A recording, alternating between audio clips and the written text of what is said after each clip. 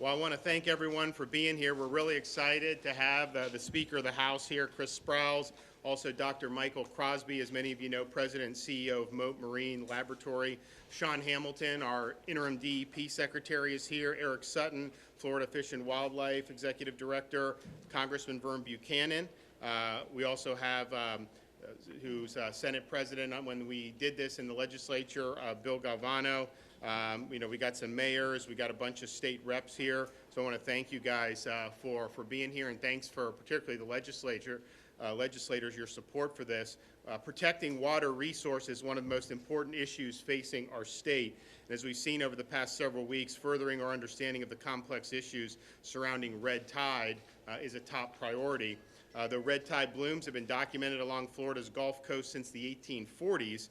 The 2018 bloom in particular that Florida experienced was one of the most severe on record. And of course, we now have been dealing with the red tide bloom that's impacted Tampa Bay, it's impacted Sarasota County. The 2018 bloom, when I was down in Southwest Florida, of course I wasn't governor then, but I was running and I was talking to people. I mean, it totally kneecapped fishermen, it kneecapped restaurants, it kneecapped hotels. Obviously, just from an environmental impact, it was a bad smell, potentially have respiratory, but then the economic impact. And so this was a really big thing. So when we came in, we said we want to do something about it. We had put in an infrastructure in place so that when we saw the blooms in Tampa Bay, we had an all-hands-on-deck approach. We had DEP, FWC working collaboratively with the county and the municipality for quick response and constant engagement. They were able to come together and clean up a lot in the bay.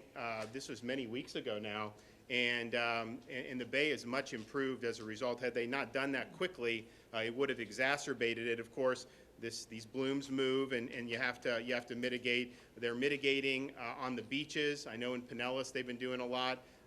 And I think it's been effective because people are packing these beaches, and the economy is roaring in that part of Florida. Today, we're here at Mote Marine to celebrate the new Florida Red Tide Mitigation and Technology Development Facility, which is a milestone in our long-term efforts to combat red tide. A key part of furthering red tide research is the need to safely test new mitigation tools and technologies. And as you guys can see, this facility will use nearly 150,000 gallons of treated and recirculated seawater for safe and controlled testing of mitigation technologies. The opening of this facility is an important step in enhancing our long-term research efforts to combat red tide. I think if you look at what they're doing, it's really impressive to see just the variety of ways in which they're tackling this. We were able to sign, when I became governor in 2019, legislation. We were actually at Mote Marine, which established the Red Tide Mitigation and Technology Development Initiative, which was a partnership between FWC's Fish and Wildlife Research Institute and Mote Marine Laboratory to develop technologies and approaches to control and mitigate red tide and its impacts. We also funded the partnership at $3 million per year for 6 years, with a total of $18 million. Mote Marine Laboratory has been an important partner in our efforts to combat red tide, and the Red Tide Mitigation and Technology Development Initiative is actively working to find ways to mitigate red tide specifically. More than 125 tools and technologies have been examined, and there are over 25 projects underway, and we were able to go talk with some of the scientists. There's different treatments that are being done, and there's a lot of optimism. I mean, when you have something, maybe it works against red tide, but then how's that going to affect the overall ecosystem? So they test that as well, and it's really impressive to see how they're tackling this. And I think Dr. Crosby would agree with this. What they're doing here in dealing with red tide may have applications for other types of algal blooms, like the blue-green algae that we have to deal with in Lake Okeechobee.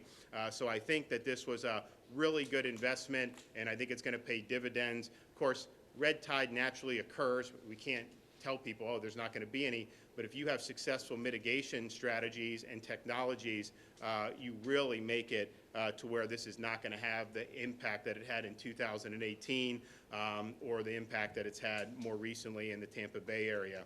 So we are happy about the progress. We're happy that we reactivated the Red Tide Task Force when I became governor, which had been dormant for 15 years. And we're also happy that the Center for Red Tide Research within FWC Research Institute has received $4.8 million to detect, track, and mitigate red tide. So this is exciting. I'm glad that we're able to do this here today. We'll hear from some of our other folks in a minute. I think we'll hear from Dr. Crosby and Chris Sprouse and Eric Sutton, Sean Hamilton. So Dr. Crosby, you want to come talk? Yes, sir. Thank you. Well, welcome everyone to the 200-acre Mote Aquaculture Research Park here in the new Florida Red Tide Mitigation Technology Development Initiative. It's really great when you have a governor that actually understands the science behind what you're doing and actually embraces it. And it's clear from the tour I just took and many conversations I've had with the governor before, he really gets this and he understands the importance of using the best available science to do something about a major problem.